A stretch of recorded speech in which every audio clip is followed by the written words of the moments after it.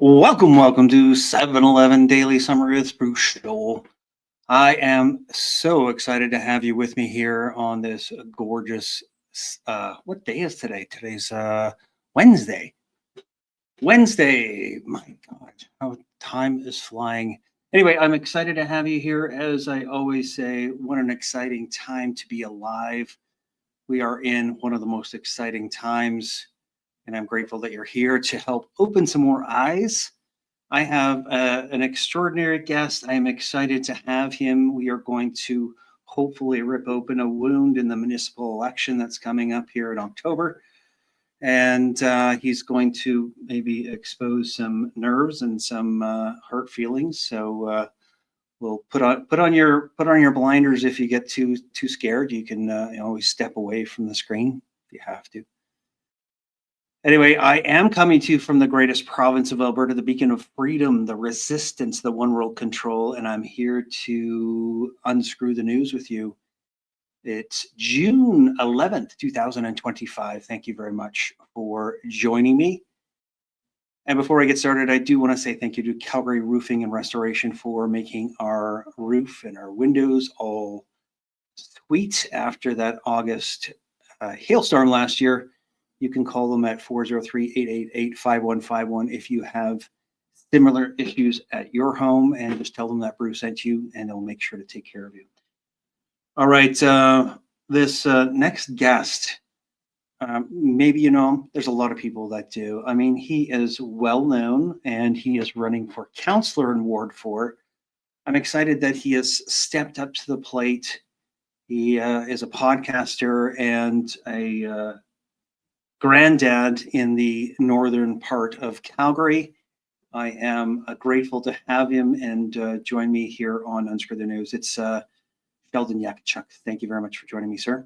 It's a pleasure. Hey, thanks a lot for having me, man. It is awesome to see you. I know it's been a while since I saw you, but we're sort of crossing paths on X all the time. And I thought, you know what, we're rolling up into October, and really the municipal election is heating up. You know what? Before we get started, before we get into that, I wanted to share something, and it only just sort of sets the tone. But this quote, I love, and when I think of you, I think of this quote in the beginning of a change. The patriot is a scarce man, and brave, and hated, and scorned. When his cause succeeds, the timid join him, for then it costs nothing to be a patriot. From Mark Twain, thank you very much for allowing me to share that. But dude, you're really putting yourself out there. I really appreciate it. And I know you're working hard to help Calgarians. So tell the viewers that don't know you a little bit about yourself. Well, as you explained, hold on one second here. I'm just going to see if I can get this figured out. I know I was supposed to get all this done before we got on this, but of course, everything's last minute with me. I lost you there for a second. Hang on one second. There you are. Okay, one second here. I just want to make sure that this is actually going to be broadcasting to my X account here. And there we are. Yeah. Looks like it on my end. Yeah. Yeah. No. So we're all good. I had to do a little bit of shifting with my laptop, and of course, like everything else, I can't remember passwords, or I guess like everybody else. I tried password and it didn't work, and I tried password 1234 and that still didn't work. Not that I've ever used that, but I tried them anyway. Yeah, no, as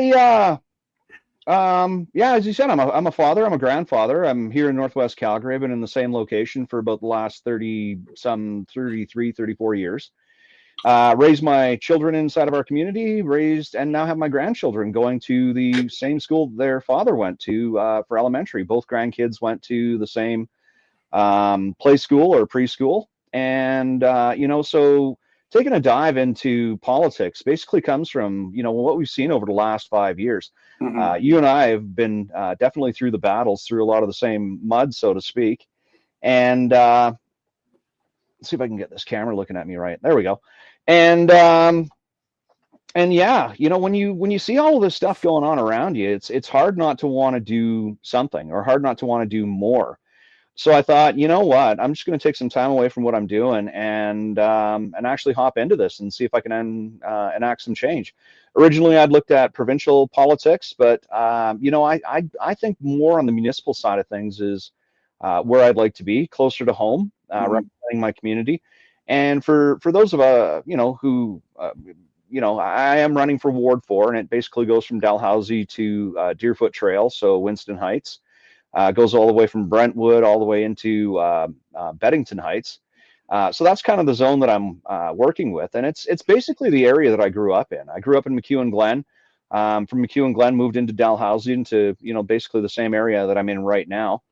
So I've been a part of this community. I had my first job in Beddington Mall.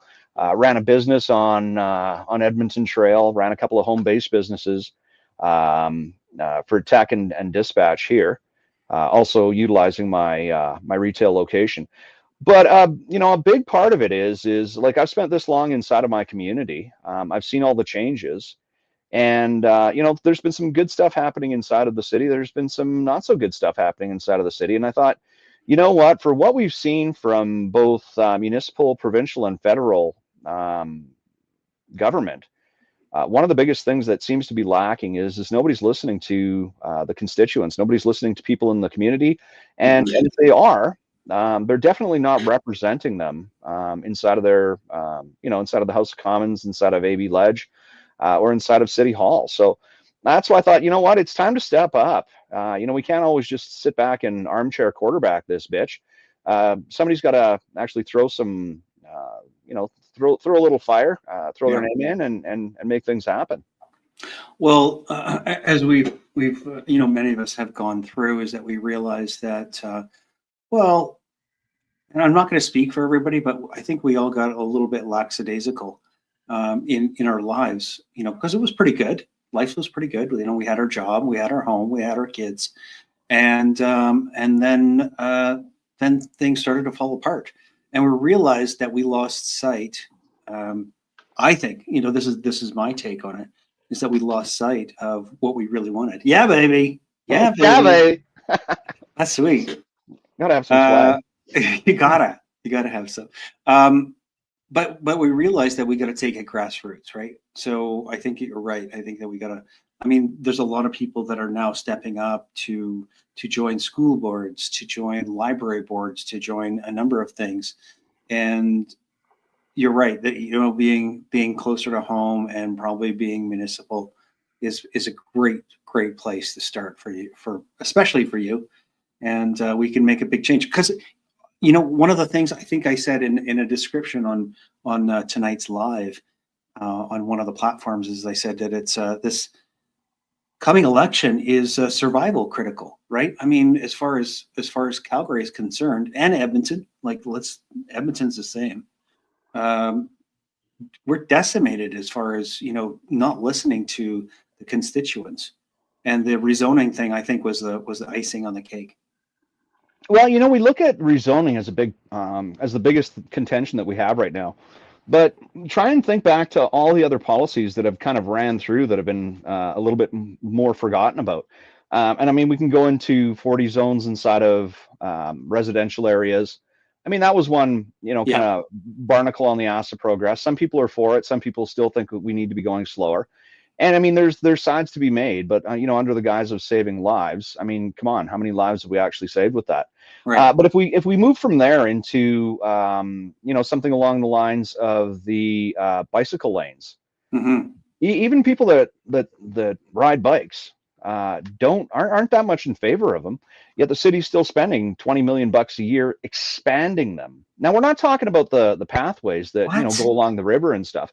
We're spending 20 million bucks a year on bicycle lanes. Now, I mean, that had a huge impact in downtown Calgary with a lot of businesses at a time when business was already starting to suffer because of the Nenshi Notley Trudeau connection killing off the oil patch inside of Sure. Calgary, right? So when you have a troubled situation, when 25% of the downtown core has already been gutted, probably the last thing that you'd want to do is enact another policy that could have a potential negative impact on businesses down there. And that's exactly what bicycle lanes did. So they didn't do a proper financial impact assessment. And or they did, and they, you know, they kind of looked at it, Massaged it. yeah, massaged it into, we're going to be putting in bike lanes because that was the thing at the time. And then kind of ran with that. And then to make things worse, they went ahead and, you know, despite the fact that we'd seen the results in San Francisco, we seen what was happening in Edmonton, and then she went ahead and pulled this safe injection site thing. And this is also something that Calgarians never asked for. Right. So if you look at the situation downtown, you know, and you know, we can incidentally kind of go off of like the beginning of COVID. And that's what, almost it is the 5-year, or just past the 5-year anniversary of the George Floyd thing and the Black Lives Matter, right? So that was all at the same time as everybody was screaming to defund the police. So, I mean, if you take just those few policies and throw them all together, Calgarians didn't ask for any of that. We didn't ask for a less safe city by defunding our police. We didn't ask for drug dens in the heart of downtown. We didn't ask for bicycle lanes, and we definitely didn't ask for, you know, the trio, the Notley, Nenshi, and Trudeau, to shut down our provincial industries that would scare business out of Calgary, right? So I mean, it's those big policies that don't speak to Calgarians. And so you try and find, well, where is this all coming from? Like, how did this all happen? And you know, I've known Nenshi for a lot of years. He was a year ahead of me in school, and we went to junior high and high school together. So that was 7 through 12, and that was in Queen Elizabeth. So he graduated 89, along with my sister. I graduated 90. But you know, he was always around, and you know, he was just as annoying then as he is now. You know, really heavy into drama, which, I mean, he's definitely boned that up, because it's like he is big time drama queen now. And you know, looking at, he's always had, you know, sort of that left wing tendency, and now it's just kind of, you know, as things have shifted. And you know, you try and explain to somebody, you know, the left and the right used to be right here, right? And now the left and the right, like, they're not even the same stratosphere. So when you're kind of looking at these things, and you're thinking about, like, you know, why is everything so different? Well, maybe it's because of the internet. Maybe it's because of the money that's been thrown at a lot of these causes. Maybe it's because of, you know, whatever else is going on in the background. You know, people like to scream WEF or World Economic Forum, ICLEI, you know, for changing the municipals. You know, there's a lot of these conversations that are out there, and I'm not saying that any of them are wrong. I just prefer to kind of stay away from them, because they detract from the focus of what's really going on. You know, on more of a granular level. I mean, you know, what do Calgarians want? We want streets that we can drive on, yet only 38% of the roads in Calgary, according to the city of Calgary's own report, and this is from October of last year, they said only 38% of the city streets are in good condition. Wow. You have to wonder, like, who do we have in council that let this slip below 50? Right. I mean, nobody's ever going to be of the mind that we're going to see 100% good roads. You know, freeze thaw, you know, Calgary, we're in a winter climate. You know, what I always say, we're 8 months of winter and 4 months of bad skating. So, you know, the expectation of, you know, 100% good roads is just not there. But can we have better than 38? We should have better than 38. Because the thing about it is, right now is there's nobody paying attention to this. And so at what point, like, do we hit 25% before people start paying attention to this? And those are the troubling things. You know, you think $20 million a year is going towards bicycle lanes. Bicycle lanes in the wintertime when it snows are prioritized for cleaning. Right. Despite the fact that you're going to see, what, 4 people on bikes, maybe, in the entire city of Calgary at that time. Hey, I want a clarification on something that you said. So you said $20 million on bike lanes, on expanding the bike lanes. So you're saying that they're expanding the bike lanes by $20 million every year, or they're using the money anyway and saying that's for bike lanes. That's what the budget is. Yes, Yeah. as I understand it, Mhm. it's 20. And I did post on that on X, and Dan McLean agreed with it. So I'm going to go with the source of information that I had on that was at Probably pretty least good. confirmed by one of our current counselors. Probably pretty good. So, so never mind the maintenance of the bike lanes. Yeah, $20 million is a lot of money. I was going to add one more thing to your list of bad policies, and the very first one that stood out to me was the climate emergency that was declared, on the first day of this new council. And what do you think about that, and what are your plans for that? Well, it's a sham. I mean, like it's a large sham, but they use that to kind of bypass other policies. So, around about the same time as everybody was learning that it cost you the same amount to replace a battery in an EV car Hmm. as to buy the new car, is the city of Calgary was already rolling out and adding Teslas to the city of Calgary fleet. And then we're still going through this bus boondoggle where, every dollar that we've thrown at this thing has basically turned into nothing, completely vanished. We've also added police cruisers that are EVs. And then I believe we have only one fire engine that's EVs. And I'm trying to get in touch with our fire chief to have a discussion about, kind of what's going on with them. Not just specific to the EV fire engine.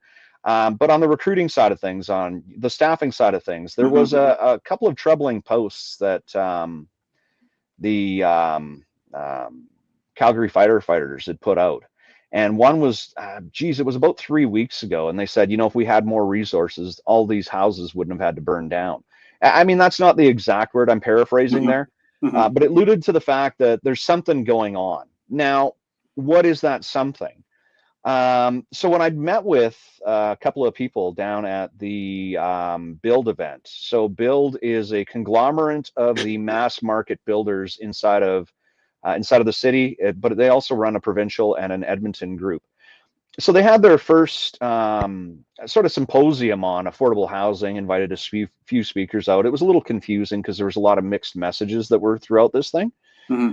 But a couple of the people that I was sitting at the table with worked for the city of Calgary in the planning's department. And we got to talking about the densification. They said they're absolutely shooting towards densification. And that's what everybody believes is the way to go. And so I said, well, in Mexico, my dad had a place and, they overdeveloped one area to the point where there was no water pressure. I said, so there's these buildings that are going in my neighborhood. There's one that's already up. They're adding a couple more. There's going to be 1,000 suites in place of 100. I said, what is the likelihood of us, suffering from the same things of water pressure? And they said, well, the city's pretty good on this, and the worst place that we could possibly suffer is at the fire hydrants. And it's like, so okay, so I'll never feel it in So, my house. Like, yeah. when you stayed in a hotel and like, what was it, up to I guess to around 2010 or something. If you weren't one of the first people up to shower in the morning, you either had low water pressure or you had cold water. And, you think about, well, I really don't, or, even if you lived in a house with, 5 or 6 people and everybody had to shower and get up for school or go to work or whatever, it was the same thing. Who gets the hot water? That sort of thing. So, my concerns are we going to have the water pressure given the failures that we've had in the infrastructure over the last couple of years here? And they said, well, that this is the places that's going to suffer. So I'm thinking, well, we're putting 1,000 suites in place of, what was once 100 suites. And I'm actually kind of concerned about the fact that, we're top of the hill from where this is all going on. Right. If my house catches on fire, are we going to have water in the hydrants? Like, that's a big concern. And then, we're going to be pumping this through an EV pumper, which, I've seen initial reports on these things, and given the failures of everything else EV, and the fact that I don't think that we've seen a proper analysis on how this thing's been tested in winter conditions is kind of alarming. You know, we, Yes. we have something that's potentially really faulty, and we're going to be rolling it out in situations where we may not have the water pressure. And I said, so like, who's watching this? And they said, well, it's really not a problem until it's a problem. And I was like, that is not forward thinking. That's not the answer that I really want living in my community. Right. So, you know, we have to look at, like, where are these ideas coming from? Who's pushing this stuff? And I mean, that even goes like to, you know, into those, you know, wrap your head in tinfoil and start hopping into some of these really long conversations. And I've been through some of them. You know, I went through the Kickley one. Can't remember, something, her name was Brown. You know, she was around. Yeah. Chris Marchuk. I've had some conversations with him. So some of the people that are in the know, some of the people that have broken into this, I've seen the presentations that were done at City Hall. Is there some room for concern? I mean, like the path that we're going down does seem to follow these things, and it is, you know, like I said, it's pretty high level. So instead of just addressing it at the high level, instead of trying to get everybody else to take a sip of water off of the fire hydrant, so to speak, is let's look at the individual problems and let's just analyze those, like I said, just on a more granular level. But everything is coming at us at that full gush. The thing about it is if I want to get elected and I go to people with, you know, mass conspiracies on, you know, potentially what's going on, the likelihood of me getting elected continuously drops each time I open up my word or my mouth with the words WEF or with ICLEI. You know, I want to attack people or approach people, attack them. I want to approach them on a level that Take this wire. Take this wire. You know, on the levels that we all see as people that have been inside of the community. I mean, there's a lot of people. I say you know, I've lived in the community for 33 years. I say that to a lot of people, and they're like, "Yeah, I've been here for 40. I've been here for 45." I met a guy today. His parents built the house, and this isn't a unique case. He's only lived out of the area for 9 years. He's 71 years old. So, I mean, we're rooted in our community, and there's a lot of these people that are out there. Yeah. So instead of really talking to them about, you know, these broad global events and stuff, let's get on to the levels that where do they want to see the change? Where's the Venn diagram of our mutual concerns? And then let's attack it as, am I the right guy to address those? Because I believe that I am. I mean, I'll bring them up first, let them comment, and then we can kind of carry on a conversation from there. Well, you were speaking of some rezoning issues, and you know, I was driving through. It was Boness yesterday, and it is it's quite atrocious, actually. Crazy. That area just is so quaint, but it is now being taken over by these blobs. You know, they take over 2 and 3 lots, and then I think I posted something here. Let me just see if I pull it up here. 1 second. Let's see here. I just shared this. I thought, this is crazy. I mean, this is just an example, one of the examples that I found. And this is right on the main drag, right through Boness. But this is 3 lots, I believe. Yeah. I'm like, what are you thinking? And how many total suites do you figure is in that? Like in 3 lots, that could be up to 36. I can see that it's maybe 8. So 2, 4. Well, there's 4 or 6 on the front, and then right behind it, you know, you can see them building that second part of it. That's the back end of the lot, and so they'll be exactly the same on that one too. So, can you imagine the garbage and the recycling cans on that one? Yeah, I just posted that video. Somebody posted a picture, and there was like I saw that. 27 Yeah, that was crazy. And you know, people that are coming from an apartment that have always thrown their stuff into a disposal or have thrown their, you know, trash into a dumpster, when they move into a place like that, they're not going to understand. Like all of us, they're going to be brand new to, you know, the recycling bins, the compost, and then, you know, what goes in your garbage can. Yeah. And, you know, it takes a while to work that out, and to the point you actually have to scrub those things out a few times. But like if you start leaving vegetables or, you know, peels on your counter for a couple of days, you'll get maggots. That's happened to, I'm sure ours isn't the only house. And in the summertime, if you miss that green day, or yeah, you got flies, you've got birds, you know, there could be rodents. When you pack in, I mean, let's call it, you know, 16 suites in that place that you just showed in Boness.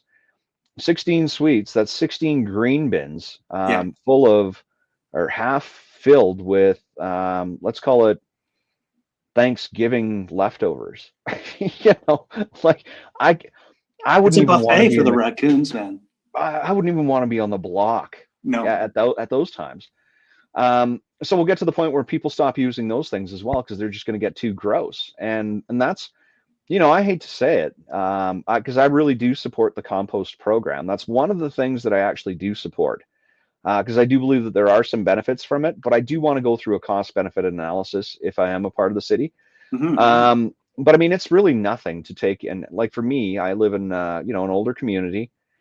We have 40, 50-foot tall poplars.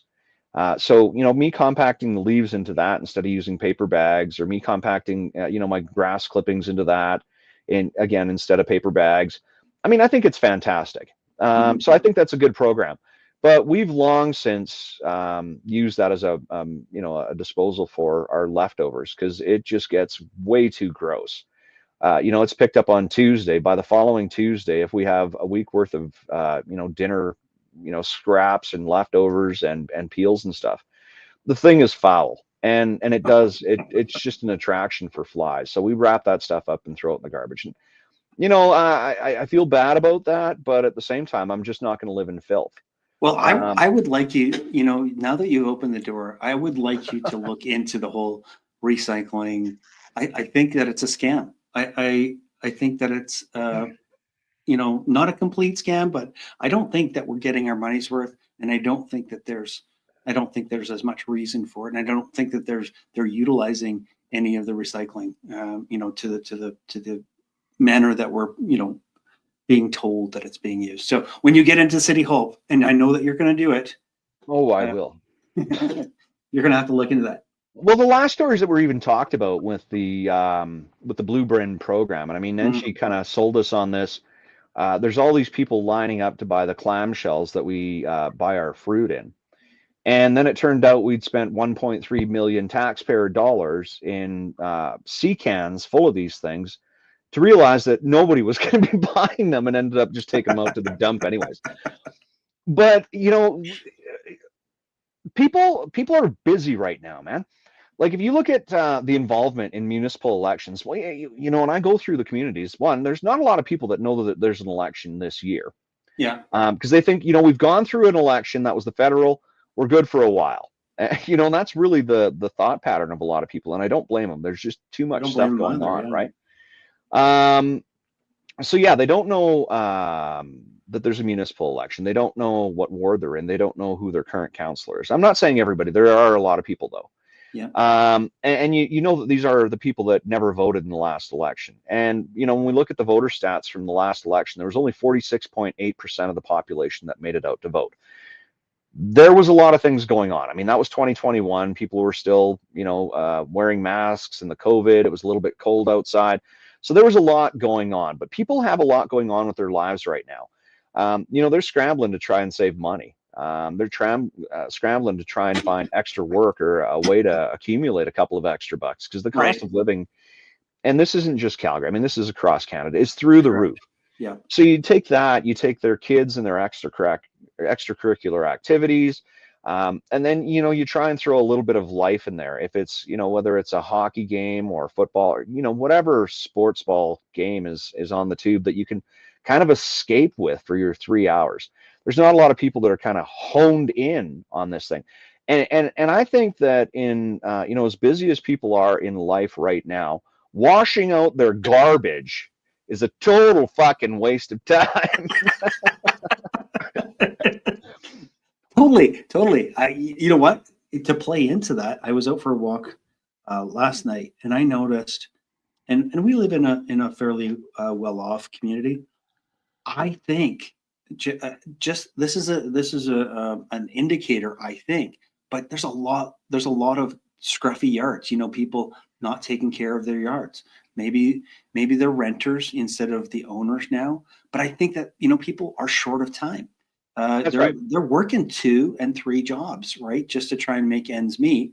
And and I think that that makes it really difficult. So you saying that they're probably not washing out their bins or probably don't have the time. I think you're right. And I think that there's not just that one issue. There's many issues and people are really feeling the pinch, I believe. Well, yeah, it's the pinch on the cash. I mean, like the taxes have gone up Hmm. astronomically. And, I try to break that down for people in saying that, the city says that they're only keeping up with inflation. And maybe on a tax percentage basis, they are. They're not, but, let's Give them the benefit of let's the give them doubt. that benefit of the Yeah. doubt. Yeah. The increase in property value, and this is based on single family dwellings over the last 4 years. So, since this current council's been in, so 2021 to 2025, we started off at about $425,000 for medium value for homes. That value is hopped up to about 720 to 750,000. So, despite the fact that even if we only hopped up 3-4% per year, Right. the fact that your property value has gone up 50%, that 3% is being tacked on to the 50% increase. But it's also, kind of compounded by 4 years of those 3% increases. Now, those increases are a lot bigger than 3%. Right. And I'm going to tell you that. And they blame it on the province. It's the province that wants the extra money. And I'm not going to say, I'm not going to let the province off the hook on this either. Because, on one hand, they're giving us a tax break this year. On another hand, they cut out the speed cameras at intersections because that became a source of income for cities instead of an actual safety. And it always was, right? Right. It was a cash cow. Everybody knew that. Now that they've cut those things out, I mean, I like Premier Smith. I like to think she's done a lot of good things, but at the same time, you can't give with one hand and then take it back from the other. So, you give us a bit of a tax break, but then you whack it on to municipal taxes or property taxes, and that's a real Justin Trudeau, Mark Carney Right. type thing to do, right? Yeah. You're getting back more than you give. Well, when you're giving us, $600 and taking $800, we're not. So we got to Right. take those things into consideration.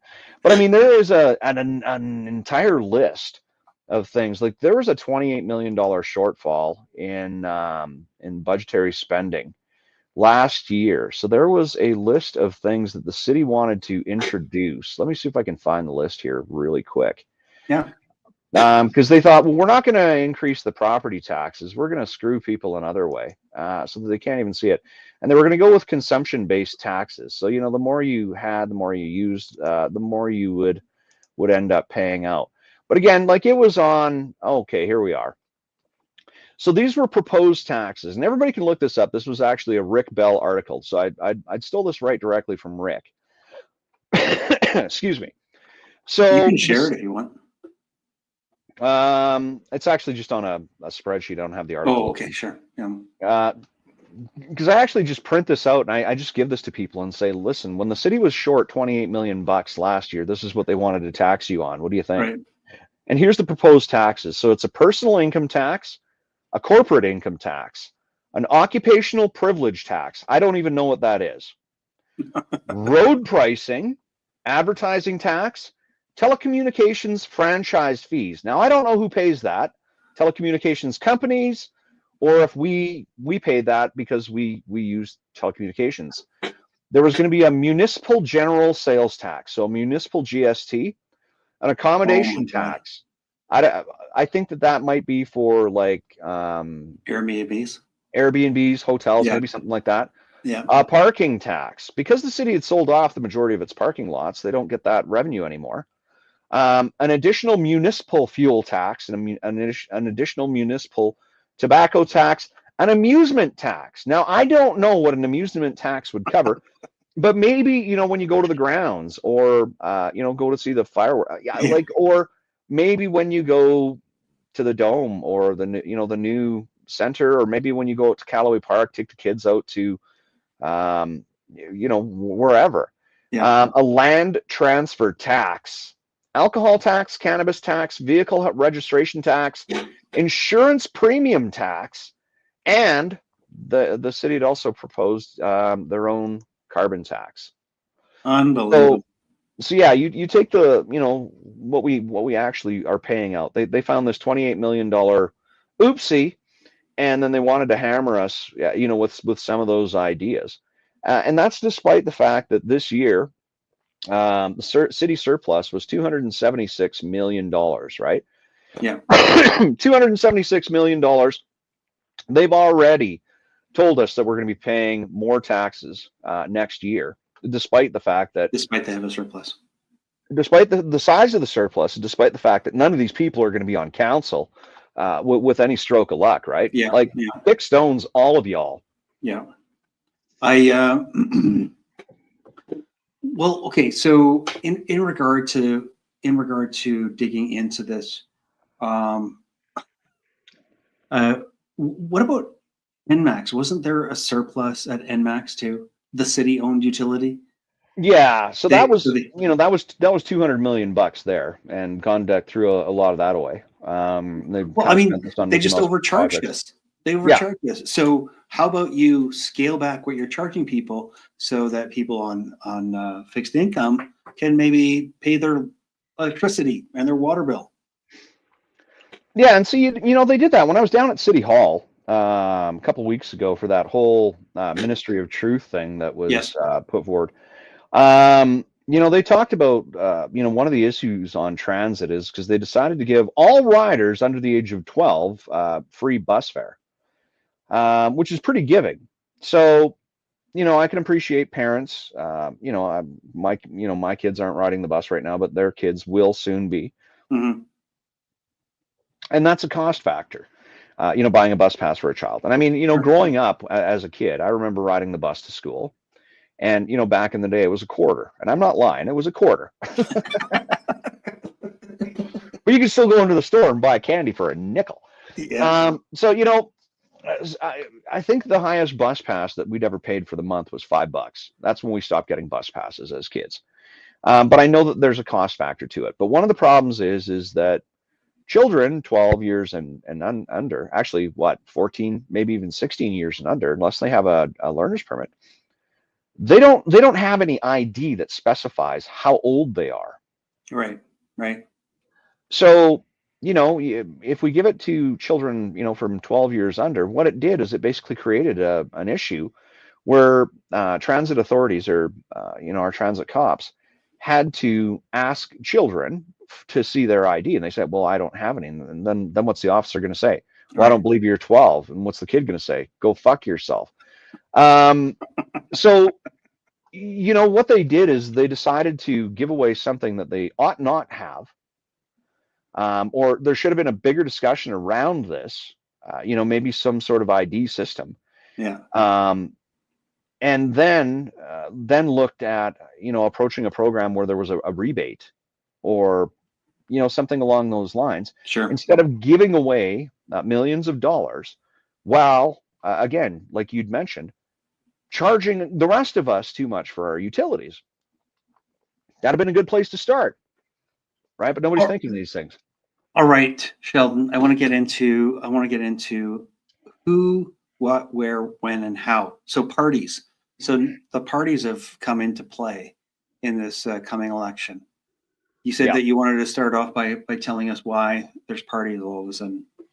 Well, not a lot of people remember, and not a lot of people were looped into it, because even back at the time, people had shut off the news. Nobody wanted to hear about the COVID deaths anymore. And tragic as it sounds, I know a lot of people were happy about the Nova Scotia shootings, not happy for what happened, but happy so that we weren't inundated with the COVID news. Now, I know I'm going to get screeched at about that. And I'm not saying that I was doing cartwheels because people in Nova Scotia got homicided by a lunatic, because that's not what it was. But I know a lot of people did one of those, well, at least it's not COVID, because everybody was tired of that at the time. So as we went into the municipal election, there was some information that was being leaked about third-party advertisers that were able to assist municipal candidates get elected. And nobody really knew what that looked like. Now, when Calgarians did actually start to learn about that, they weren't happy about it. In fact, they didn't want to vote for people that were promoted by a third-party advertiser. Now, as it turns out, the largest third-party advertiser was put together I'm not going to say it was put together. Well, it's a union support group. So 3 of the public unions got together and sponsored $1.7 million to Calgary's future. Now, when you go through their actual form, it's Calgarians for a Progressive Future. They've shortened it to Calgary's Future. They're on Twitter. You can have a look at them. You can also look up their website and kind of find out who they are. And so when people found out that they'd put together, this money, they weren't happy about it. They didn't want to know that, we were actually doing this. So they had the largest cash donation that was going towards sponsoring candidates. And if you want to break down the math, and this is very rough, very crude, but they did help Mayor Gondek get elected, and they did help the Hateful Eight, but they also had a full slate, a slate of 14 candidates. So if you break down 100 or 1.7 million, that works out to be about $100,000 per candidate that got cash to help them win an election, and then $300,000 for the mayor. And when you look at the number of mail drops that Gondek had in the last election, $300,000 is a lot of money, and that's actually, a lot of what it takes to deliver flyers to every door in Calgary 3 times. Now, this money doesn't show up in their campaign finances because they could buy signs, they could, they could do smear campaigns, like in the case of Sean Chu in Ward 4. They were the ones that really revived this smear campaign and really pushed it through the left-leaning legacy media, and kind of got a hold of this. And they openly brag about it. They say, we are the party of the unions. We did select these people, and if they don't listen to us, we won't support them anymore. And then they just released a comment yesterday, I think it was. If you scroll down, I think it says something along the lines of, we're going to be releasing our slate. Let's talk endorsement process. That's it right there. That's it. So you can find out, exactly who they're going to be endorsing. So maybe they're going to be transparent about this. Maybe they're not. This is really, they don't have to. They don't have to do anything. So when we look at the Hateful Eight that's on City Council, they basically know that they bought City Council. Now, a lot of people say to me, well, why would the unions do that? Well, about 3 or 4 months ago, we'd learned that the city increased the number of administrators by about 16%. I think it was 16.9%. It was 2,268 administrative positions. When we couldn't find budget for police officers, they're adding 2,268 people. Now, what that did is it increased the bill to the city on staffing by $200 million. Well, what do the unions get out of that? Well, according to what I've seen from the union websites, they get 1.5% of the gross earnings, not of the net earnings. They get 1.5% of the gross earnings. So if you take that 200 million, you times it by 1.5%, that works out to be $3 million per year. Wow. Extra. So just union dues. In just union dues. So they invested $1.7 million into buying an election, and now they get $3 million a year extra. Wow. That's a big win. I hadn't even considered that. So are they going to be running candidates? Well, you've seen just right by their Twitter account, they are going to be endorsing candidates. Who are they going to be endorsing? Well, I can't say for sure. Not yet. I mean, we can speculate who they're going to be going with. And, when pull up that, I think I sent you over to the sprawl. See if you can pull up the sprawl again. Yeah, I got it here. So it kind of gives you a list of the different parties. So there's the Calgary Municipal. Yeah. So there's A Better Calgary Party. Yeah. And scroll down a little bit more. Yeah. There is the Calgary Party, and then there's Community First. So the Calgary Party. Now, when you start to go through the policies by these guys, what you can see is it's the same policies that the current city council is actually endorsing. They love blanket rezoning. Their idea on blanket rezoning is if they get a majority government, they're going to wait 18 months of additional blanket rezoning, and then they're going to go back and just try and see if there's anything that they can fix. Well, we already see the damages that have been done in the 1 year that we've had blanket rezoning. There's another 6 months of this going to be going on. So Right. basically, we're going to be waiting 36 months or 3 years if we go with the better or the Calgary party, just to see if there's any improvements that they can make to blanket rezoning. Because these guys are so aligned with current city council, Mm-hmm. I'm going to have to think that they're aligned. The next thing that you're going to notice on this page here, and if everybody wants to go to this, you can just, you can search for the sprawl. And what's the heading of this page? Yeah.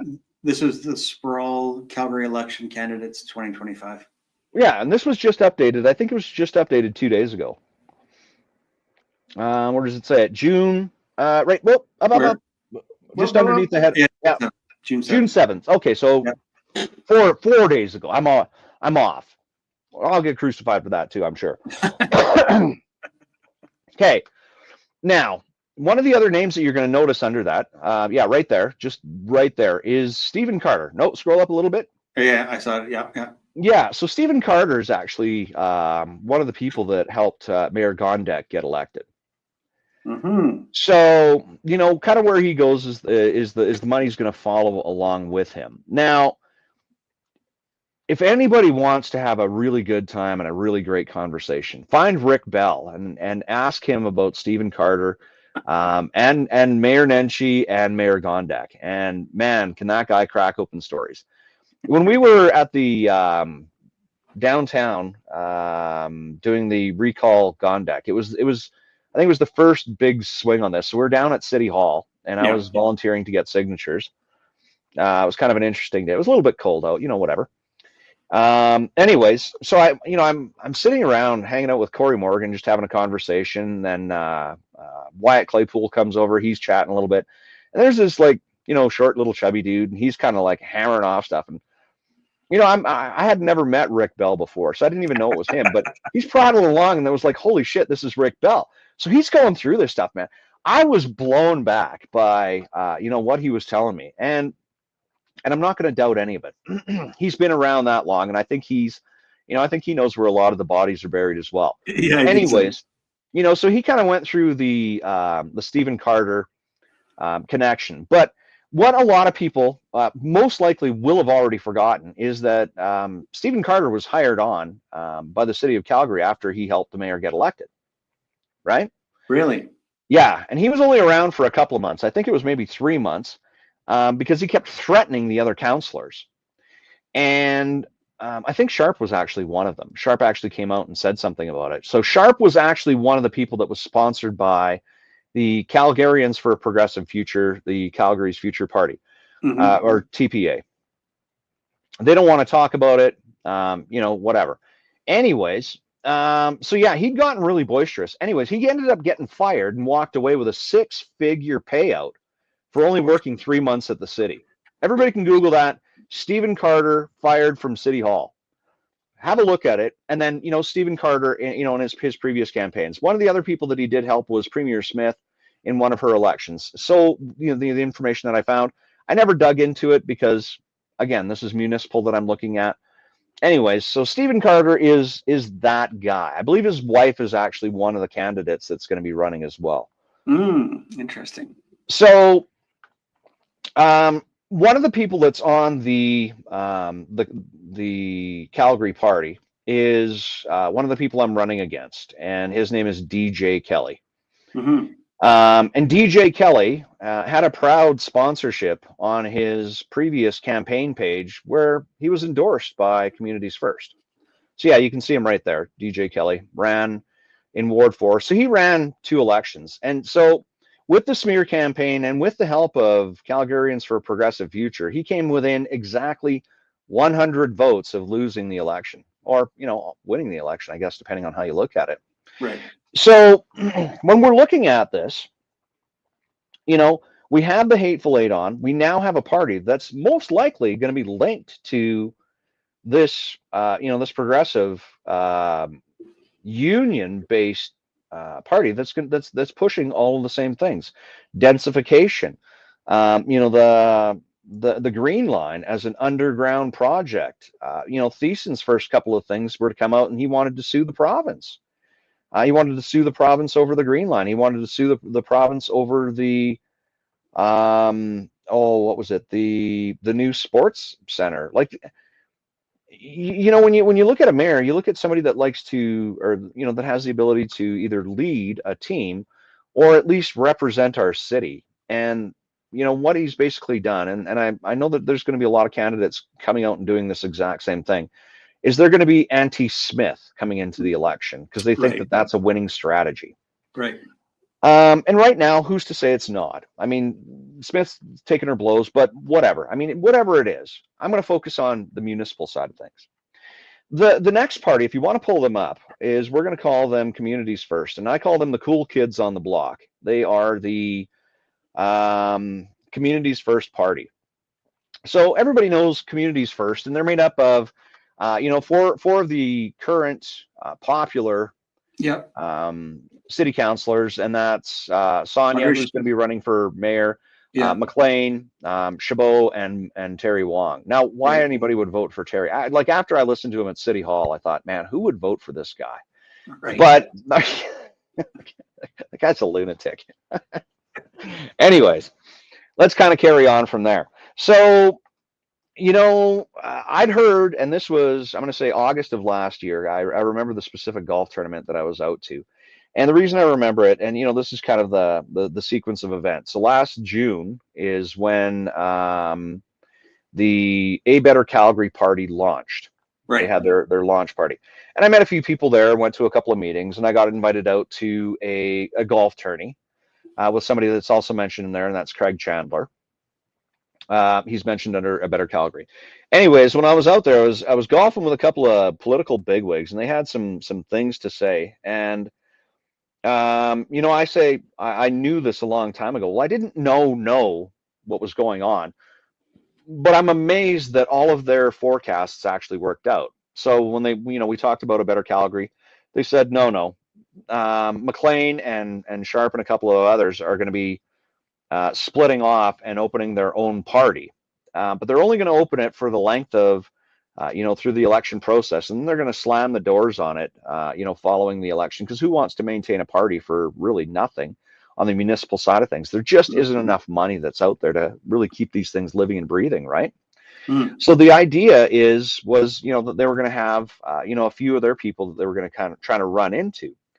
Well, a Better Calgary party had tried to invite them into the party, and they just said, nah, you people are all too crazy, or nah, we want to do our own thing. So I mean, now, so we've got the Calgary or Communities First. Sorry, we'll go with that. And they basically waited from August to December before they announced their launch. And, everybody was kind of excited about that, except, of course, the people at ABC, because, the ABC had put a lot of time and effort into kind of going through their AGM and looking for candidates and banging doors and getting Just to people. confirm, yeah, for everybody, ABC is the A Better Calgary. Yeah, we're the first to the, and I got a lot of friends that were at the party, that invited me out, that that I still chat with, that are still a part of the party. Yeah. And I was actually one of the founding members. So it cost me $100 to learn some lessons about politics from there. Anyways, that thing kind of fell apart after the AGM, and I really can't confirm what happened, but it got kind of ugly. A bunch of people quit. Started off with the governance board, and then a couple of others. By Christmas, the president walked away. I'd heard for proper reasons, but the just the look of what happens when within 3 months of you launching this party after having your AGM, and you've lost more members than you've retained. Like, there was 5 members, 5 out of the 6 of the governance board that quit, and 2 or 3 others off of the main board that left, including the president. I mean, what are you left with? Shambles. Yeah. And a couple of the people that left should have left, but a couple of people that stayed, I don't know. Like, I don't know who was the good, who was the bad. I know that they didn't like me too much. What I'd heard is that they didn't want to stand behind me as a candidate. So when I'd learned the rules of running for, a position with a Better Calgary, I thought, I really don't need them. One, nobody knows who they are. Because, if you walk down the block, actually, before the federal elections, if you'd have walked down any block and asked people, what do you think of the new municipal parties? They'd say, who? What? What? What are you talking about? Nobody even knew that this was going on. Right. Now, when you talk about it, people are a lot more aware. And now people are specifically saying, are you a member of a party? And I'd say, no, I'm not. I'm an independent. And they'd say, good, because I will not vote for a member of a party. And that is, without a doubt, that's like all of them. There's not one person that I've talked to at their door. I've talked to people in other places that said, Yeah. no, I'm supporting this party, or no, I'm supporting this party. I talk to people that say, well, I'm supporting a Better Calgary because I know a Better Calgary people. I talk to people that say, no, I'm going to be supporting Communities First because they're politically active people.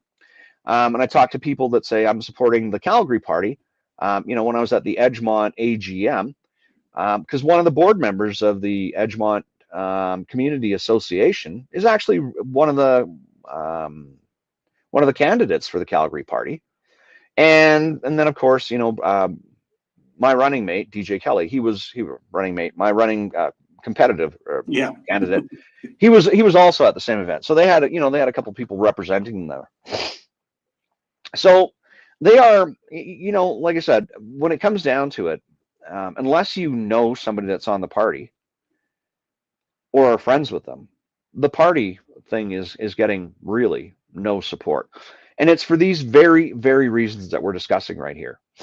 Now, something interesting. Sorry, go ahead.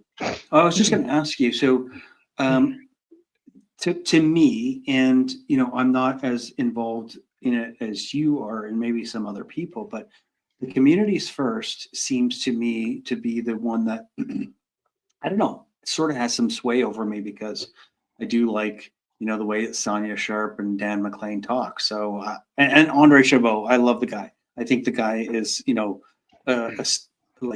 there should be a statue of him in Calgary for sure, because I think that he's been one of the only people that I've known, especially on this board or this council, that's actually listened to his community and listened to the people, and he takes the time. It doesn't matter who you are.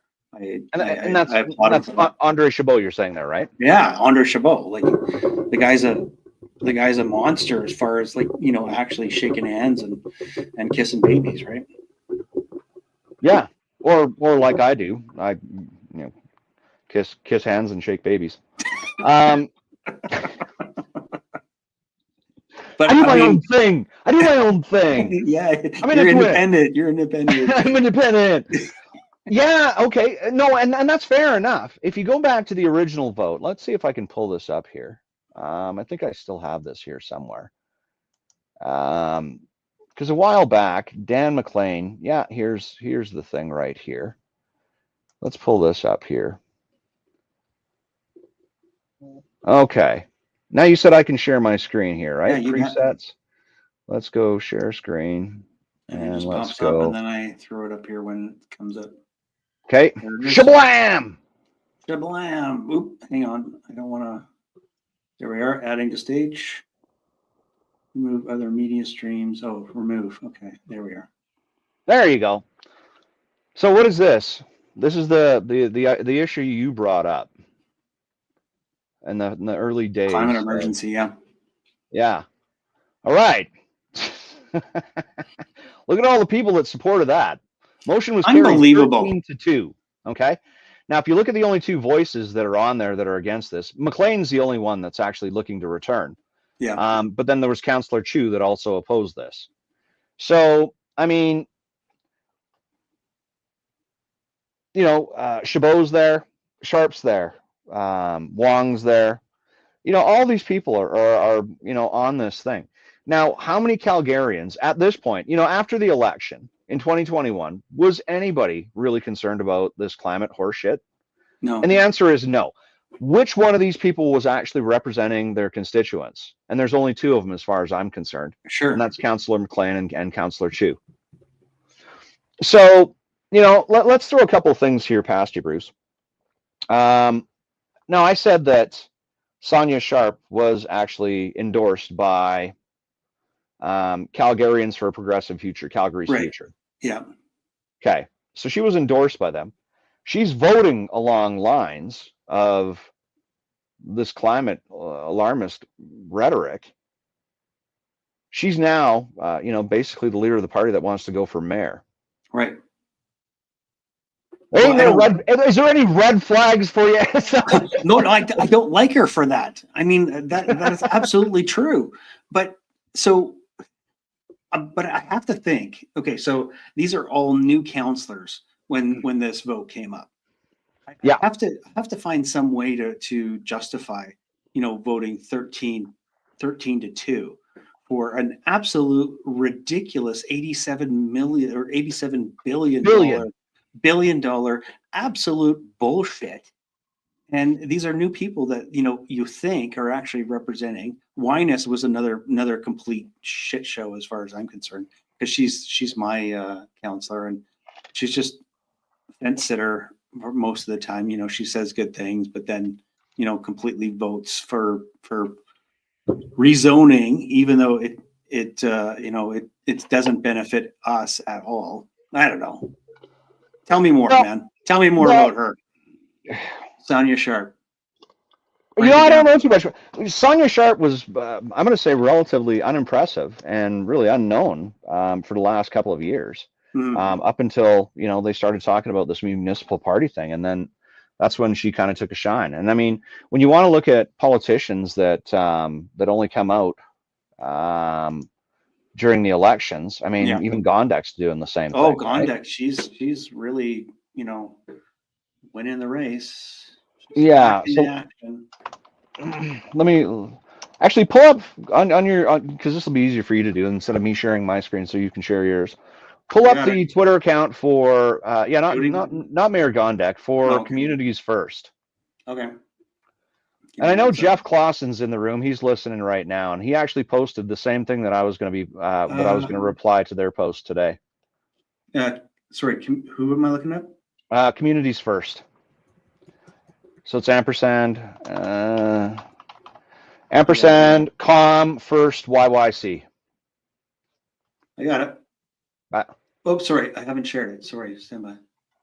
That's okay. What do you want to see here?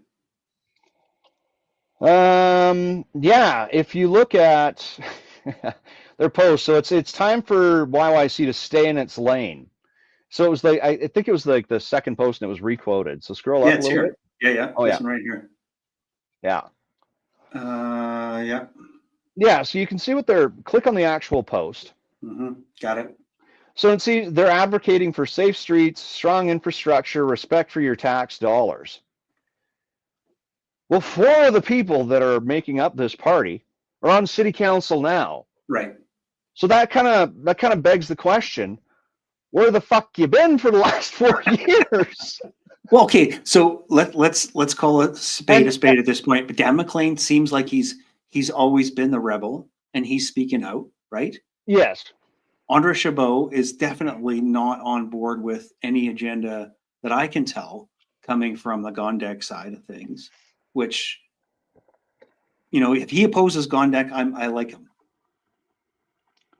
Just because Jeff Clausen's actually listening, if you look at your comments, Jeff Clausen's one of them. You can scroll down and you can see where Jeff Clausen posted exactly what I said. Where's he? Right there. Yeah. So that's exactly what he said. 3 of your party members are currently council. It's actually 4, but just wanted to give a shout out to Jeff there. Anyways, Jeff. So, and I don't think I've ever, Jeff, have we ever met? Just throw a yes. Thank you for the shout out, but says thank you for the shout out, but your show. Yeah, I don't know if we've ever met. Jeff's going for mayor, as near as I know. I think his name's on the sprawl list. I just did an interview with him so that he can. Oh, you know Jeff then? Okay, well then you know him better than I do. All right, carry on. Cool. Now, when I was in council again for this Ministry of Truth thing, Terry Wong was going through some proposal or one of his notice of motions and whatever. and it was on the canopy around Calgary. Yes.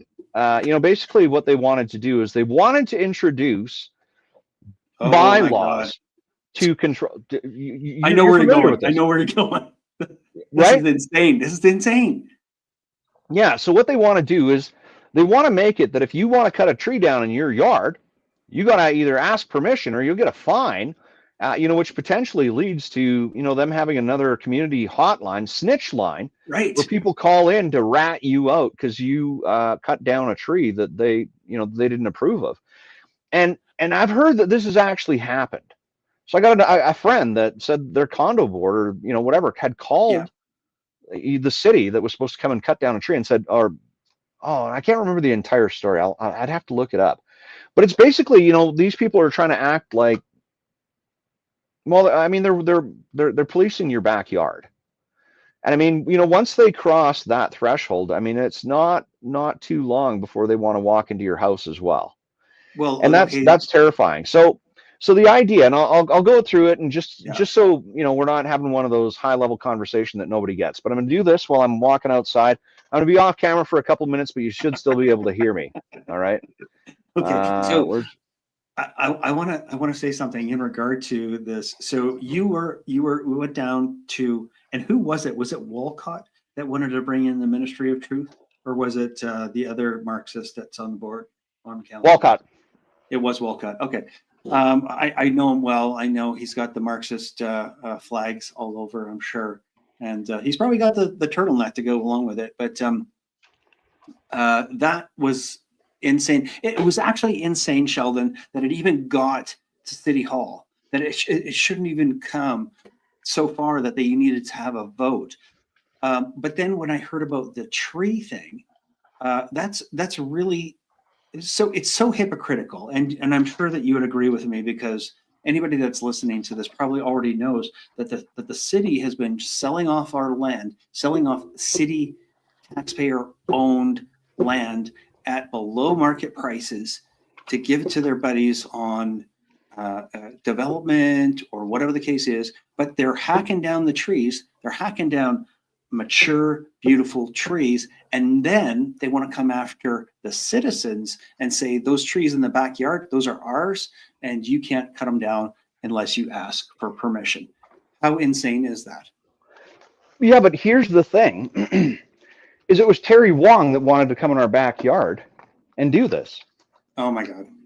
Okay, and it was the Hateful Eight that saved us from the community's first people.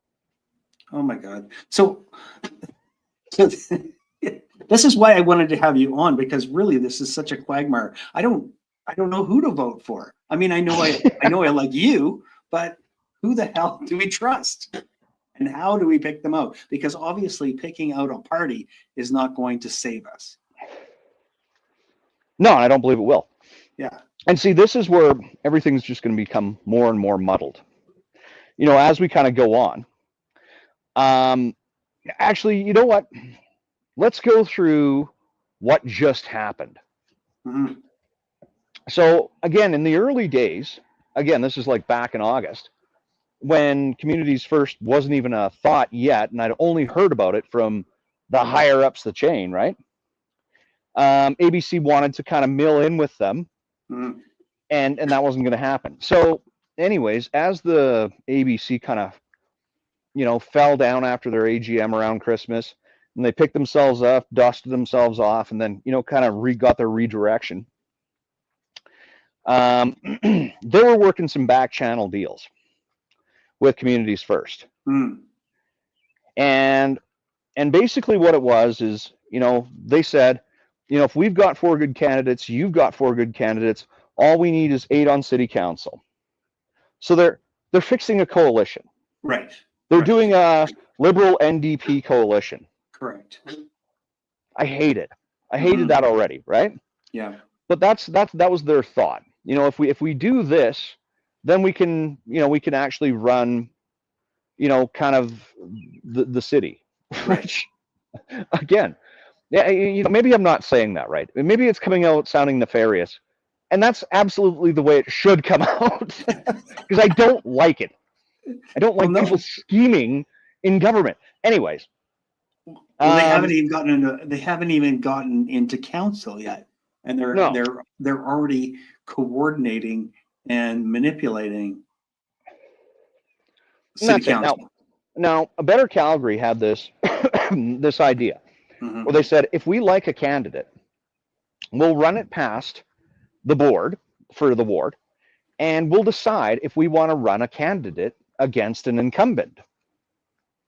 Now, running against an incumbent is incredibly tough unless they're a really, really terrible person, right? Like even Justin Trudeau ran, won 2 following elections, Right. and he was a terrible person. Okay, so it's hard to beat an incumbent, but especially if you like the incumbent. Now, in the circles for ABC, everybody likes Dan McLean.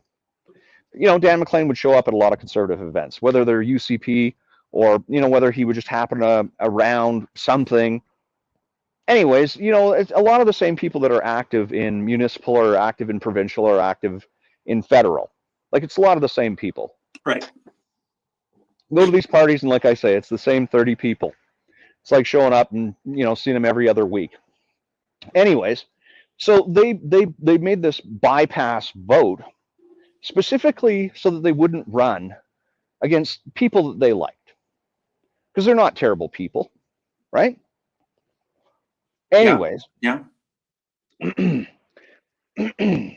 just reading Now, a comment here, sorry, from the National Telegraph. ABC fell on its face, so they are shocked CF got cold feet at just starting putting candidates in every ward. yeah, so they announced that yesterday, blasted it out through the emails. And I tried to quote Communities First, but they have me already muted, so I wasn't getting any attraction. I thought, I'm having the conversation today. I'll just have the conversation today. So basically what it was, they've tried to work these backroom deals and backroom deals and backroom deals. And then Communities First, I guess, decided not to keep that. Now, I think Communities First was okay with the idea. And this is 100% speculation. What Bill 20 did was it made it so that parties could actually earn more and sponsor candidates, right? Okay. So a party basically runs throughout the entire city. They can take donations from the entire city. And if they're not running a candidate in the ward, then you have this extra little pool of cash that could be used towards helping other candidates. Right. Okay.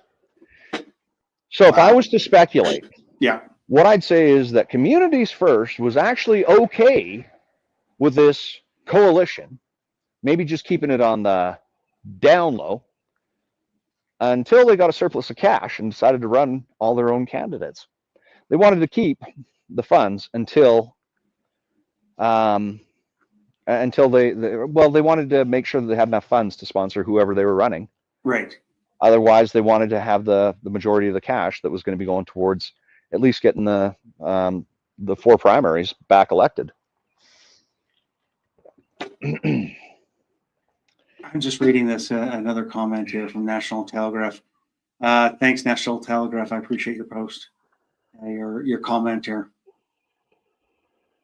And when Sheldon gets back from his smoke, he can come and see it. ABC had an issue where there was no there, so CF didn't know what to do since it looked like a coalition partner was a complete stiff. That's funny. I know it's Wyatt. I didn't want to say that. I didn't know if you wanted me to say your name. Thanks, Wyatt. Yeah, so like I said, now when Communities First did their launch party, what did they go in at? I think they were like $450 a ticket or 300. It was astronomical, is what it was. That was Communities First. Communities First, yeah. Yeah. And I'm thinking, like, what member of the community is going to spend a few $100 to go out to a cash bar to meet city councilors that they're going to reelect? Yeah. They're running the really high stakes game here. And, from what I understand, they got a good turnout after they cut the price of tickets in half. Well, that only makes sense. I mean, yeah, that's a lot of money to go out, especially when we're talking about people being squeezed already. Exactly. So now here's the other thing is I've known that, the community's first candidate for Ward 4, Jeremy Wong, I've known that he was going to run since January. Mhm. Now, from what I understood is their launch party, um, which poorly timed because of the federal election, coincided inside of that block. Well, everybody's busy. Yeah. You know what I mean? Yeah. Everybody's busy focused on the federal, and there's nobody going to be showing up. So instead of this being a big launch party, they just did it as okay, well, let's just make it a Sonia Sharp party. Oh my gosh. So that didn't go over too well. But anyways, like I said, I've known for months that Jeremy Wong was going to be running, and he's going to be running under Communities First. And I heard that because I was being attacked by one of the staff volunteers for Communities First. I actually had to, okay, I'm back. I actually had to write a letter to the United Conservative Party. Yeah. And then write another letter to Communities First saying this person represented themselves as Communities First, maliciously attacked me. As a candidate, she was somebody that wanted to run for city council originally. Now she said she is going to campaign not for another candidate, specifically campaign against me. Huh. And I said, these really cross some lines here. And they actually cross lines from the UCP on code of conduct. Mm-hmm. And, I'd submitted this to Rob Smith, president. It was actually viewed by one of the directors of the UCP party, like this attack on me, viewed by other members. I had, witnesses to this thing, and I never did get a response from the UCP on it. So I thought that was actually pretty terrible of them. Mm. Yeah, she is. Anyways, I'm not going to throw names around. Anyway, yeah. So moving along, like I said, so I knew what was going on, but they would only kind of let people in to the party as I'm guessing as funds built up. Now there was one person, and who was it? Marr. Marr was supposed to be running. John Yeah. Marr was supposed to be running. Yeah. And that was for Communities First, right? That was for Communities First, yeah. And then he apparently got vetted out of the party. They gave the story of, oh, he's leaving to spend more time with his family. But here's the thing. John. Well, Okay. I don't know the full story. I shouldn't say anything. Yeah. But I mean, there's a reason that he was all gung ho to make his swing back into politics under the Cool Kid Party, and then was kind of brushed under the carpet. Nobody even knew that he'd vanished off the website. Oops. Yeah, so there's something to that. Now the vetting for Communities First, from what I understand, is pretty tough. So I know a couple of people that were either going to go for the party or that had applied and kind of got brushed over. I was never invited. I did talk to Dan McLean before Christmas, and he said he'd send me over a packet. I never got the packet because he'd never sent it. So I was already disqualified before I was even considered. And I'm fine with that. Some people will say this is sour grapes, what I'm going through here. But everything that I'm saying, you can actually vet. If you look up every comment that I've made, you can find out exactly what I'm saying is to be 100% true. So yeah, moving along, a party that would vet out John Marr for something that he did in the past, despite the fact that he was actually a former city councilor, Right. but wouldn't vet out Sonia Sharp, despite the fact that she was promoted by Calgarians for a progressive future, leaves me wondering.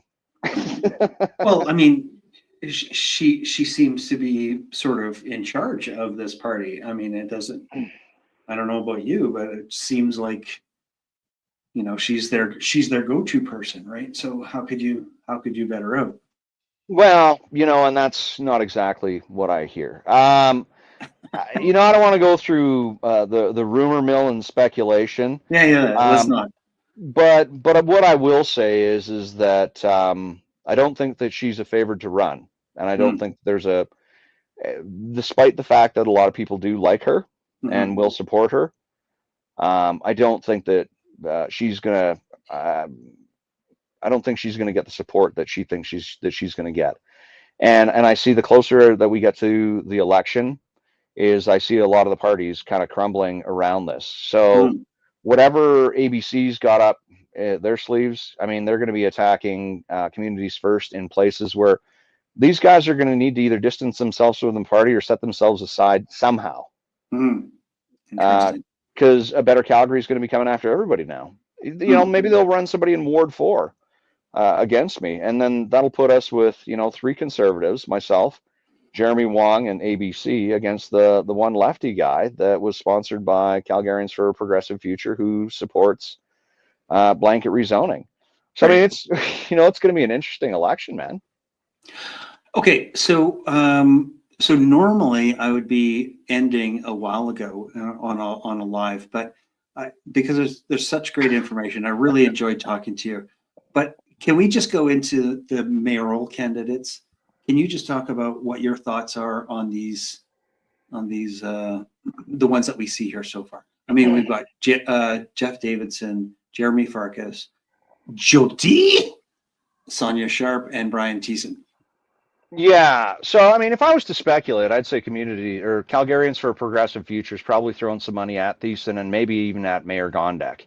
Mm-hmm. Um, because they've got a lot of money to spend. They've made And this 12 is the million Union bucks. Party. This is Yeah, the Union Party. Yeah.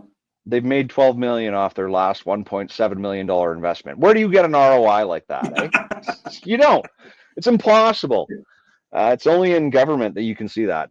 But from what I've heard, Gondex has actually done pretty well for funding herself right now. I don't know what that looks like.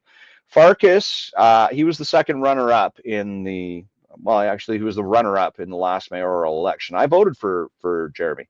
Yeah. I agreed with him on a lot of his points when he was, when it was Nenshi's government. It was him and Sean Chu that were really the only fiscally responsible conservatives that would speak up at in city council. So I mean, he had my support running for mayor. Since then, he went on his walkabout, and a lot of people say the same thing. He's changed. Mm-hmm. He's come out in support of Nenshi as the NDP leader. He's come out against Premier Smith. Um, he's come out ambiguously with the blanket rezoning. He's got some policies that seem to counter every bit of support that he would have had in previous elections. Right. Now, this is on a social media side. A lot of this stuff was through legacy media. Some of the people that I talked to, they've said the same thing, though. People that aren't on the socials, they're saying the same thing, that they can't get behind Farkas because he's gone a little nutty. Mm-hmm. And people that have attended his events, he is trying to appeal to the masses. So when he released his the information about his sexuality during the last election, a lot of the we'll call them like the Reddit crew, or the former Twitter people before Mm-hmm. Elon took over. There was a lot of people, because Jeremy Farkas was fiscally responsible, because he was a conservative, that came out swinging. And then when he came out as with his sexuality, and I really don't know all the deets on that, to be honest with you. And who cares? Um, I yeah, don't care about your exactly. sexuality. No, but I mean, How do you run the city? he started to make it a part of his campaign, and No, I that's know. what I I find a know. little bit troubling. Yeah. But it is to appeal, and I'm one of you, or I'm one of whatever that looks like. Um, but yeah, when he did that originally, people just stopped talking about him. They didn't start supporting him. They just stopped talking about him. Mm-hmm. So he wasn't gaining their attention through his sexual whatever it was. He was just yeah. Jeremy's last campaign was more of an apology tour. Nah, yeah, I can kind of go with that. Yeah, yeah. You know what? Well, and that's what everybody says. They're all red Tories, and I'm not even going to say that that's completely wrong. I don't know too much about Jeff Davison. The one thing that I do know, he's a former city councilor. He was on, he was in council with Nenshi, and he was one of the people that voted to defund the police. So I was going to try and work out, we had some friends kind of in common on the campaign side of things. I was going to try and arrange to meet with him early on, just to kind of see, what's out there, what we can talk about, what I can learn. Really, it's always about what I can learn. And then when that little hiccup came up, it's like, you know what, I really can't get behind anybody that wants to defund the police, because I Right. adamantly support our police services, and especially given the crime rates that we have right now. Do I support everything that they've done? No. Do I know that there has been some issues? Yes. Do I have any idea why the former police chief just walked away unexpectedly, and why we have an interim police chief right now? No, I don't. I've reached out to our current, interim police chief to see if I can have a meeting to see, what are the concerns that can be addressed through council. I haven't actually gotten any word back from her. However, I'm going to let her off the hook, because we have that whole G7 G7. summit thing, Yeah. right? And so they have a whole other focus. Once that's over, I'm going to send her a couple more emails just to remind her that I'm still around, that I still want to know. I still want to understand, like, what is going on with crime inside of the city. I know this is a lot to do with federal legislation, the catch and release program. But if that's the case, I mean, if the feds aren't going to save us, and we already know inside of the province of Alberta, the feds aren't going to save us, they're not going to do us any favors, then we've either got to work it out on a provincial level, or we've got to work it out on a municipal level, because this kind of horseshit just can't stand anymore. No. We don't need to go into, we don't need to see our city streets looking like Vancouver, and we don't need the war zone of Toronto or Brampton coming into Calgary. We've seen the warning shots coming from there, and because some of us are paying attention, if the feds aren't going to do anything about that, then it's time that we take this to a municipal level and start coming up with our own solutions and say, listen, we wanted safe streets, you wouldn't give them to us, then we're going to do it ourselves. Right. The feds will give us our own money back with strings attached. Well, guess what? If we've got the money sitting in general income, and we have to use that for keeping our city safe before we use it for their progressive goals of mass and unsustainable immigration into the city, then fuck them. Because I can't let my family. I can't. There was a sexual assault right outside of my son's house. He lives there with my two granddaughters. Now it was at 10 o'clock at night, but it wasn't unique.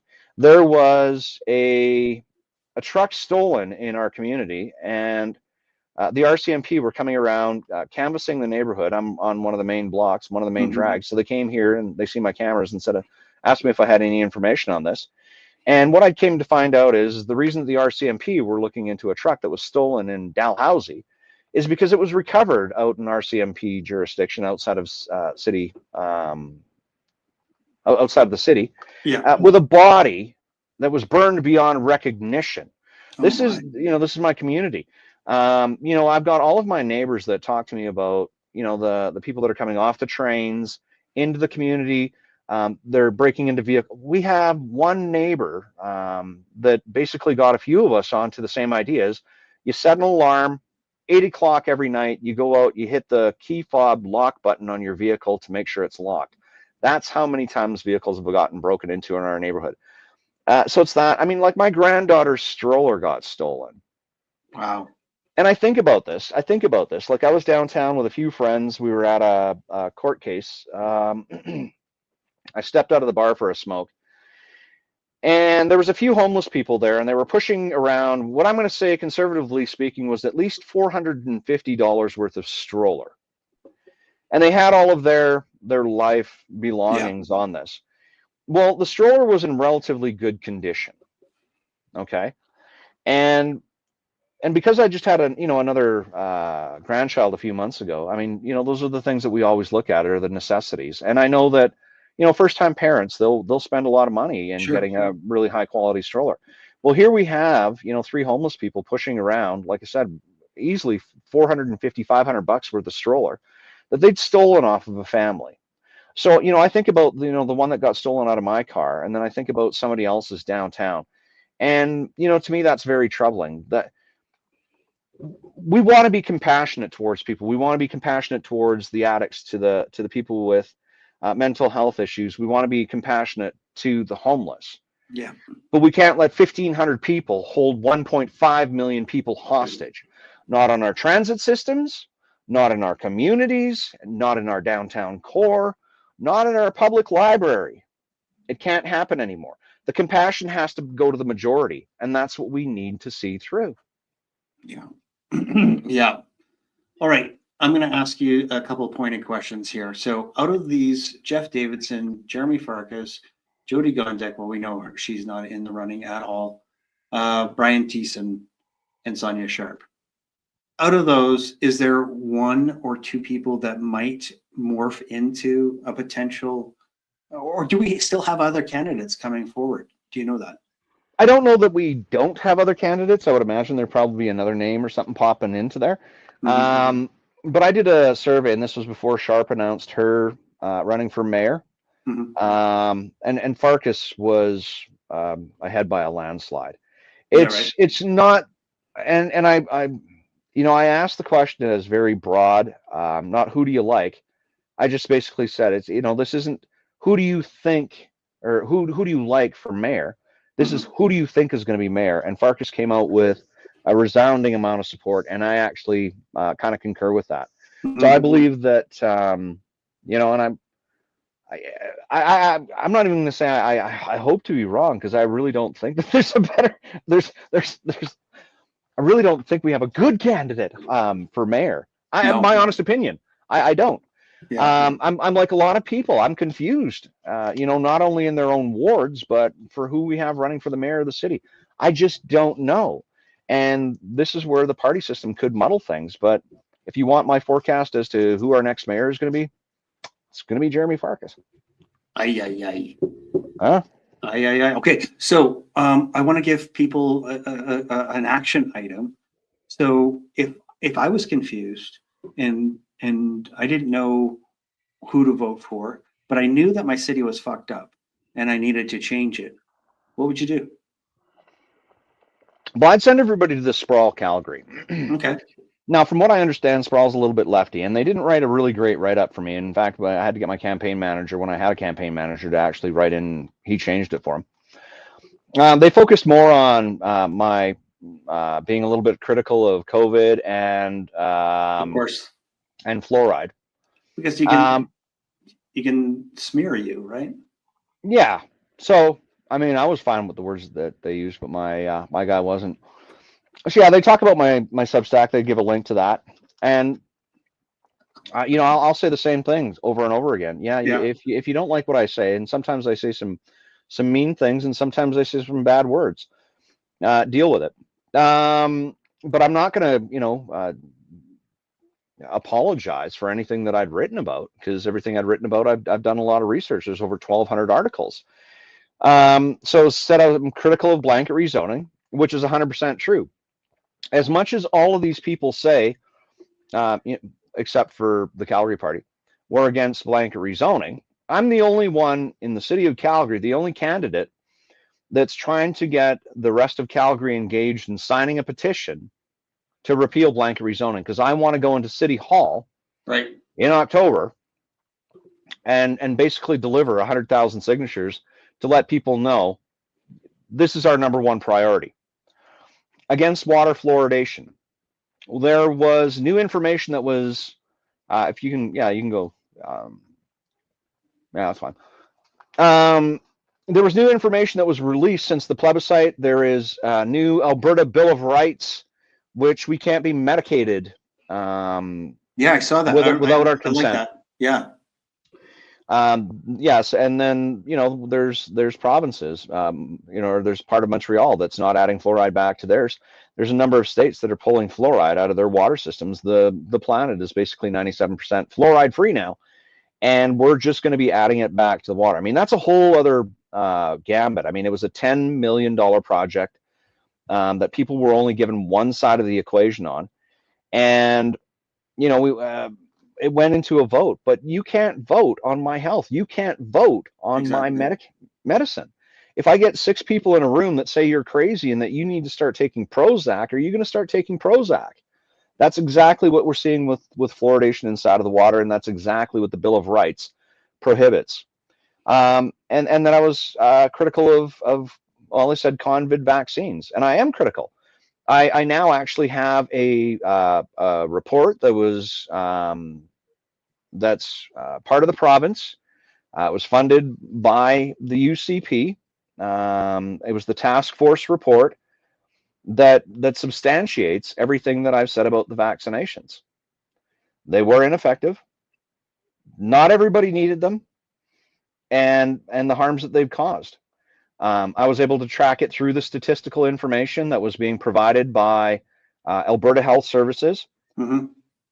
and it was substantiated through Dr. Gary Davidson and the number of doctors that he'd worked with, including who is now what is he in the United States?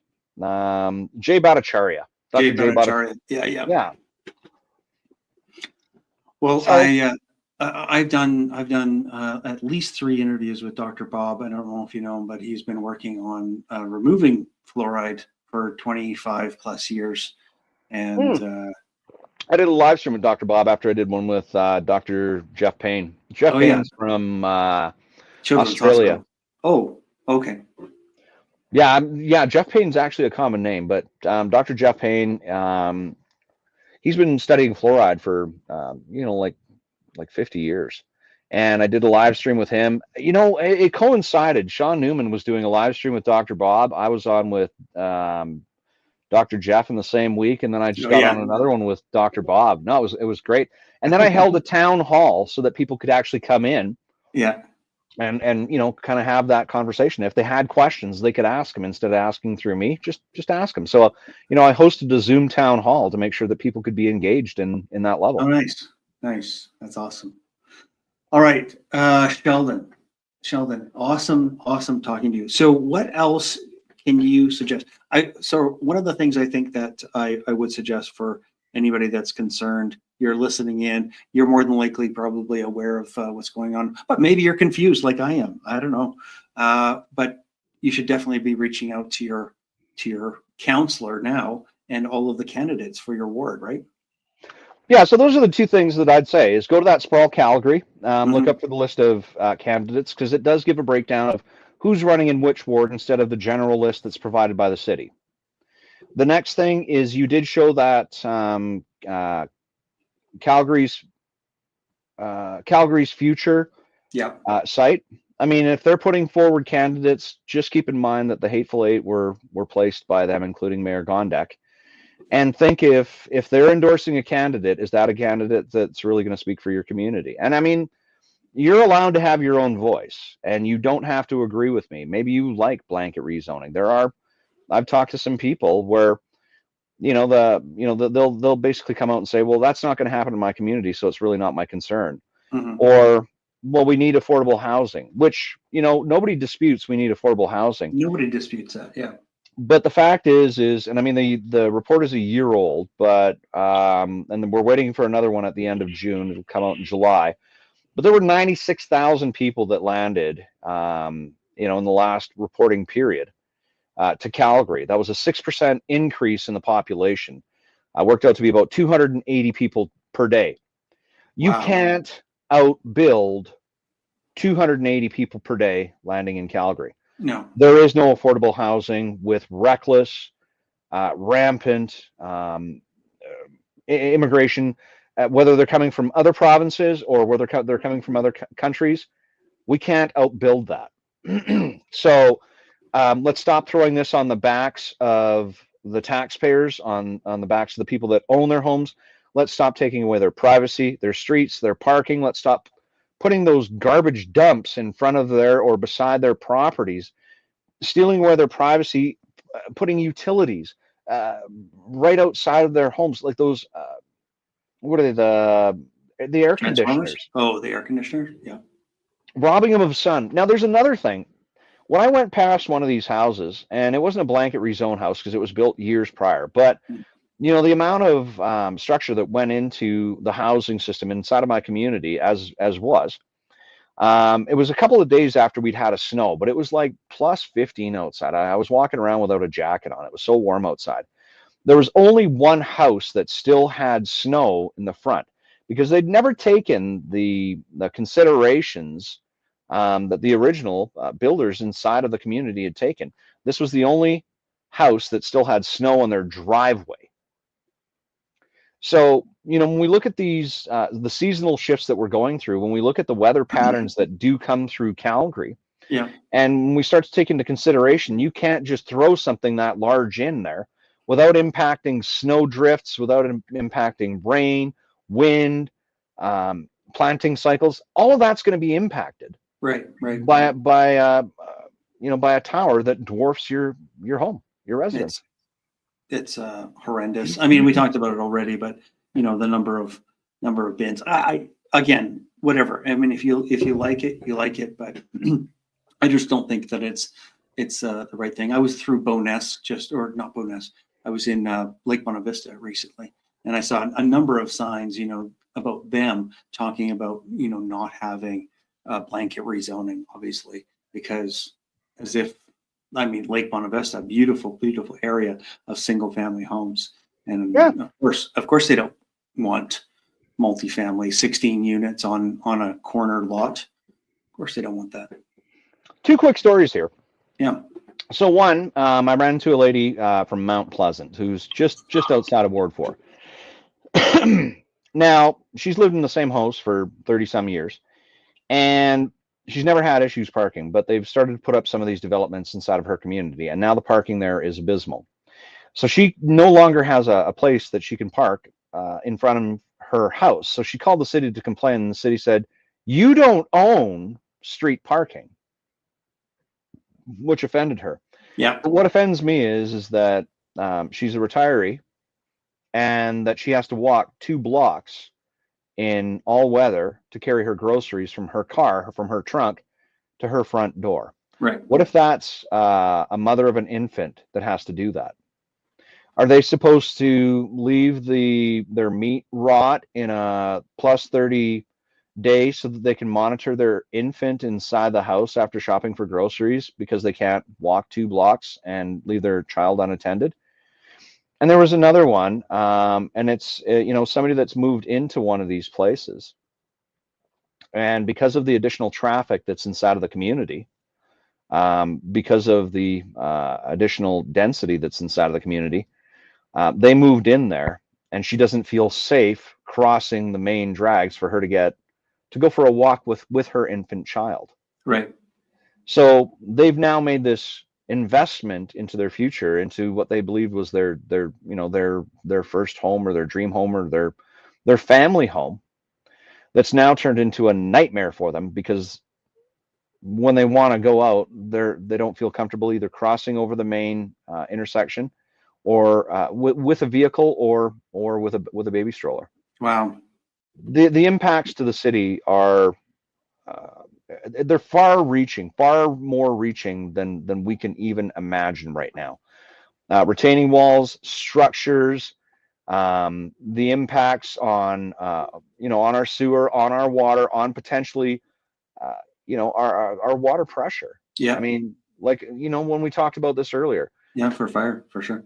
If my house is on fire and there isn't enough pressure in that hydrant, what happens? Yeah. People die, right? Yeah, you're going to lose a lot of homes, and the best thing people. that happens is you lose your home. That's the best outcome, is you lose your home. The worst outcome is you lose your home, your life, and your family. Yeah, 100%.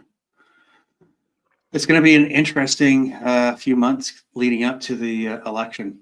I really appreciate you coming to share your thoughts and to shine some light on what's going on. Absolutely, man.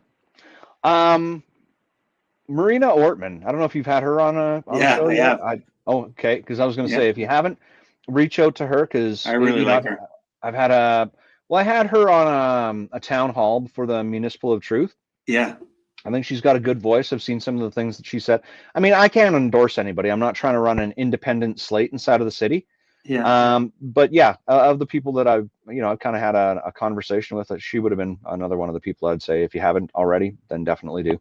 Yeah, well, I mean, coming from from her background of fighting for Inglewood Pool, I reached out to her and I thought, she's obviously a firecracker. And then she told me that she was running for council, so I thought, oh, this is fantastic. Yeah, we want somebody like that. Yeah, I'm a Yeah, fighter. we want a fighter. All right, man. I appreciate you being here. Maybe we need to catch up a little bit closer to the day. You okay with that? No, absolutely, man. Yeah, we should do that You, again. you got my number.